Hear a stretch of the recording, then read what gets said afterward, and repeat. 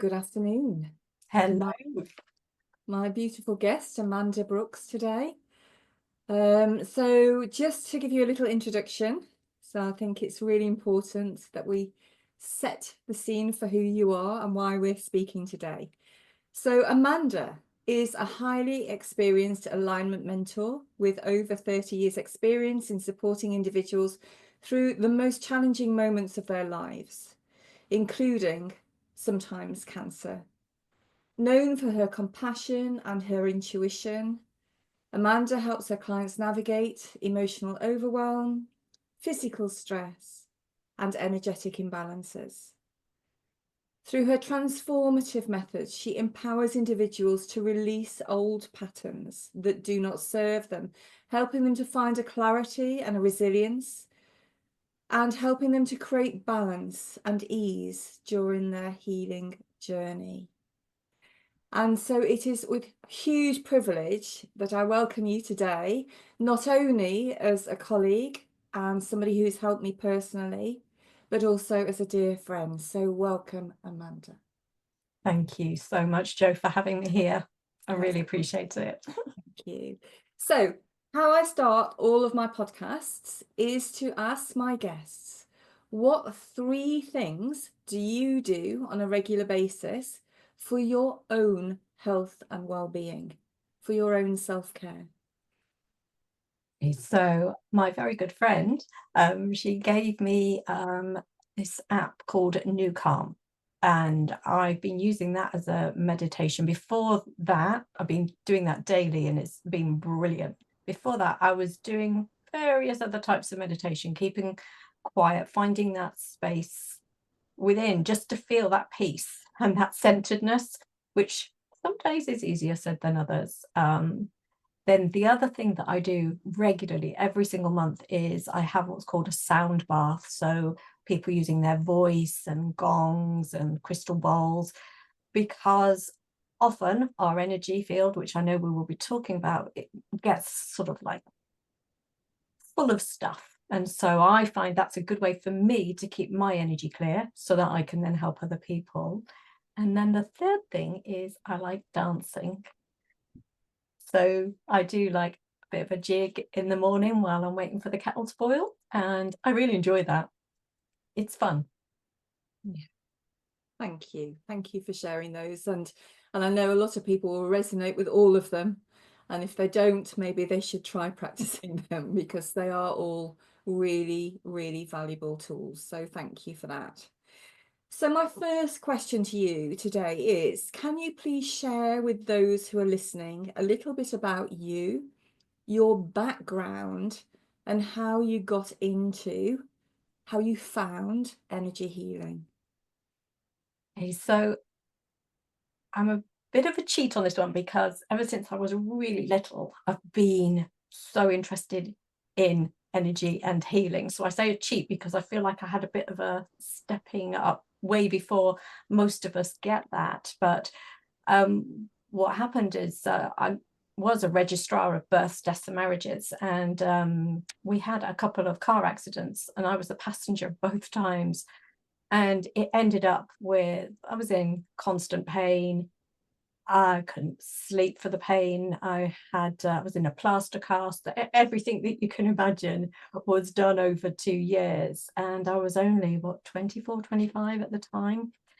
And somebody at the register office, she paid for me to go and have some chiropractic treatment because we just bought a house, we had no money, and it was like, oh my goodness. And anyway, Bobby, who I went to, she made such a big change in my life. She taught me all about how my body was out of alignment, what it was that I needed to do to counteract that. And then literally she said, why don't you train as a chiropractor? And I was like, I don't know if I can do that.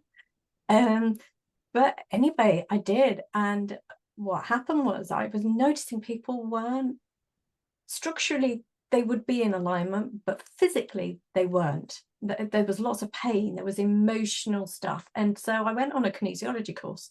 This was back in 92, 93. Actually, it's probably before that now. Yeah, because I qualified in 93. So that shows how long I've been doing it. But it was like suddenly I felt like I'd come home.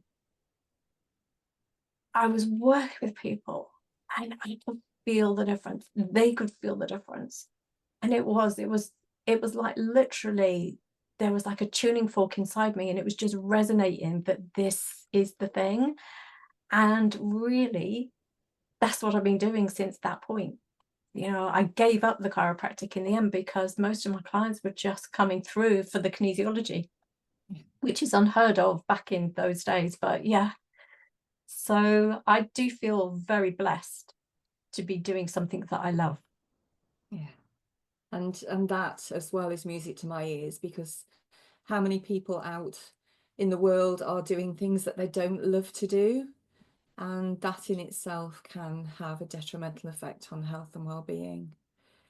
Yes. So we've talked about energy, we've touched on energy.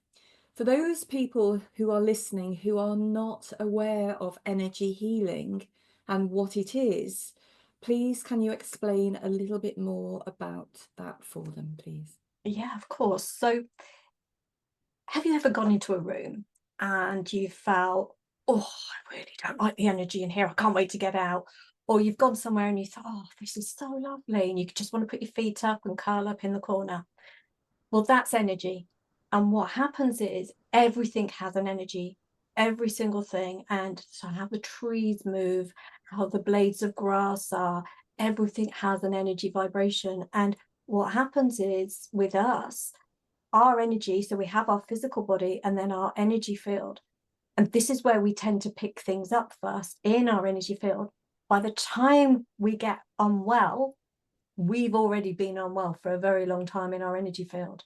And so the way that I see energy is that everything should be in that alignment. So, when I was talking about the tuning fork in me when I fell, so we all have the tuning fork, but through different events and emotions and things that happen either to us or around us, our energy field gets very cloudy, very heavy. And then we start to not feel well. And we're like, well, what is it? Well, what have I done today? But it's actually been weeks or months in the making for how we're feeling right now. Yeah. And so moving on from that, if we talk about energy imbalance, how can people listening to this get a sense of when they may be out of balance and when their energy is flowing? How do they do that? So one of the ways that I taught my little boy, well, he's not a little boy anymore, was I would say, close your eyes, notice in your body where your attention goes. If your attention goes to an ache or a discomfort or a churning, then that's saying there is something out of alignment in your system at that point in time. Now, you don't have to know what it is, but you can then just breathe. And that's one of the things I teach people is if you breathe in like a white golden light, as you breathe in, you're bringing in the white golden light, and as you breathe out, you're expelling anything that no longer serves you. And I know that wording sounds funny, a lot, what no longer serves you, but we might think, I want rid of something. But if we've got what I call hooks and attachments in our field that haven't been addressed, then what no longer serves us is still causing some discomfort inside. And until that's addressed, but the white golden light is such an easy thing for everyone to do. And it can really help to settle like your nerves if you're going in for an interview. When you've got exams, or sometimes if you're just thinking about getting up to go out, you just need that centering. So that's one of the things that I would suggest. I'm not sure that I've answered your question there. I'm gone off a bit on a tangent. You haven't, you're fine.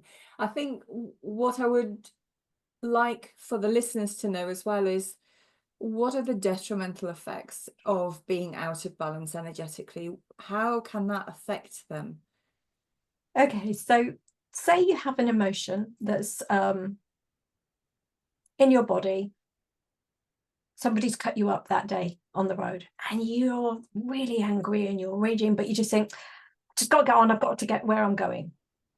And that can happen a few times, and no side effects, it appears. But when you go to sleep at night, your body is filing away everything that has happened in that day to you and around you. And when it doesn't have a reference, when it doesn't really understand what's going on, it just keeps like stuffing it, like in that kitchen drawer. Don't know if you've ever had one of those, Joe, but you know, just one day, you just got to do them up. Yeah. That kitchen drawer, that reference is how our energy field is. So what happens is that these emotions and events, things that aren't sitting right with us, that we're not able to process. And it's because we don't have the time. There is just, it's 24/7, the world now. It's no downtime. So our systems aren't able to process in the way that they used to be able to. And so what happens is you start to get what I call like a bruise or a scarring in your energy field. And what's on the outside goes to the inside. So as information is coming in, it comes through our energy field. If it hits any of the old unprocessed stuff, that unprocessed stuff gets brought into the physical body, which can then mean that it affects the way that we feel, the way that we interact, the way that we even enjoy our food. It can affect our senses and our moods, which can then affect our relationships. Then we feel so stressed because we don't want to talk about it because we think no one's going to understand. So then we start to shut down more and more and more. And in the end, what happens is the body just goes, I'm done. Can't do that anymore. Yeah. And so it literally can sometimes take the rug out from underneath us and we get sick. Yeah. And I'm really hearing that. And I see that with clients as well, where they come and they are, for want of a better word, and it's a big word, forgive me, but it's like broken. They're broken. But there's nothing significant that's happened at that moment. But it's like the tiniest thing can then lead them to crash, because it's the final thing on top of a whole host of other things that, as you very wisely said, have been put in the drawer and never processed or dealt with. And so it's that last thing, that last tiny bit that they're trying to put in the drawer, and the drawer won't close. Yeah. And everyone thinks it's that last little thing, don't they? Yeah. But it isn't. It No. isn't by any means. So I personally am very grateful for your help and support when I was diagnosed with breast cancer. You worked with me, you helped to support me, you helped to prepare me for the surgery and post-surgery, and have continued and continue to help me with my energy system. What can you share with the work that you offer that you can share with others that have been diagnosed with cancer, or come to that, any other significant dis-ease within their physical body that's affecting their health? How can you support those people as you have done me? So everybody's individual. As we know, everyone's story for how they got to where they are is their story. One of the big things is that we don't feel that it's okay to share our story. We don't think anybody is interested. We don't think anyone is listening, because often they're waiting to speak. You know, you go to say something and they're already, oh, yeah, I know her. And I mean, that's not what people are needing. So one of the things that I found that's vital is to listen to what the client or my friend is saying, listening to what's going on behind the words, and then using various different clearing techniques to shift the energy system. So like I'm saying, with the emotions and the different thought processes, once we recognize that there are things that are going on, we don't have to understand what they are. We just need to access the body through muscle testing, which is how I work, and I know you do too, Joe, but by using certain yes, no answers like being a detective, working around, okay, so what's the key thing that we need to process right now that will help to release energy so your body can naturally heal? Often people go, I just want you to fix me. That's not our job. Our job is to clear the energy field so the body can fix itself. And I think the other thing is that we're so used to giving our power away, feeling that you need to fix me. I don't need to do anything. You can just do it all. Well, as we know, that doesn't work. Whereas I see us as facilitators, helping that body to start to find that alignment so the body can naturally heal. Yeah. And I think you've touched on something that I really resonate with there, is we so often in this day and age want the quick fix. We want the plaster, we want the tablet, we want somebody else to take the responsibility for our health and well-being. And yet for me, ultimately, it is our responsibility to heal or want to be as well as we can be. And I think that really resonates with me, that the more people take back the responsibility, the more people take back, it is empowering for them. It really is empowering to have that knowing within that you are doing what's right for you. So yeah, I really resonate with that. Yeah, and it's like you say, that's the big thing. Most of us are not in our power. We look outside of ourselves for entertainment, for information, for everything. And yeah, often if we can sit quietly and be within, not easy, I totally get that. But when we can, then it just gives our body that moment of rest and that reset. So Yeah, definitely.